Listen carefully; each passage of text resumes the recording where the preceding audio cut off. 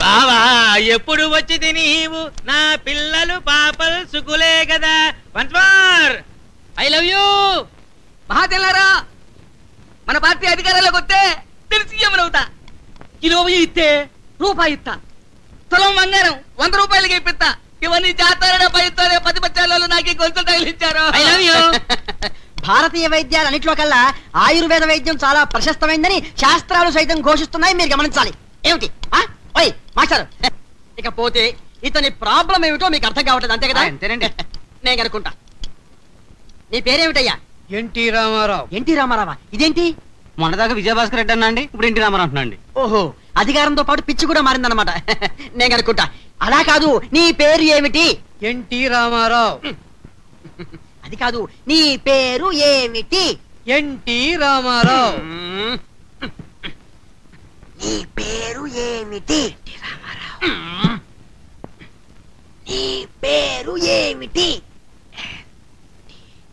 అమ్మో, ఇదేదో అధికార పిచ్చలాగా ఉంది.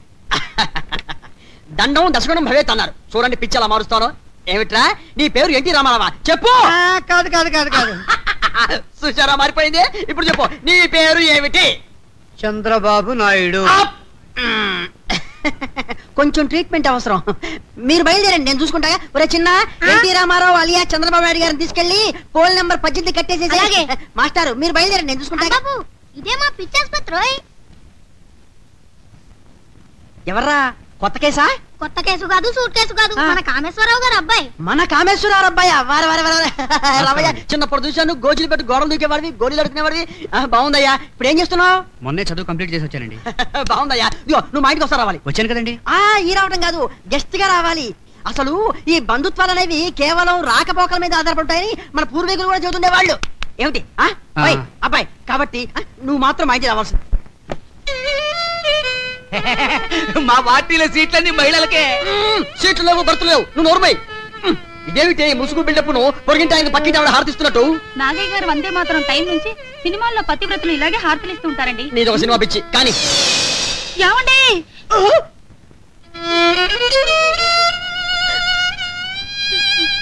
నానా ఇదేం సంగీతం రా? ఇళయరాజా సంగీతం. ఈ రాగం పేరేమిటో? హారతి ఆరిపోయే రాగం.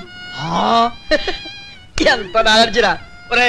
ఎక్కడన్నా తల్లిదండ్రుల ప్రభావం పిల్లల మీద ఉంటుంది, మన గొప్పలో ఏమిట్రా నీ ప్రభావం మీ అమ్మ మీద ఉంది. ఆపరా ముందు అమ్మ నాపను.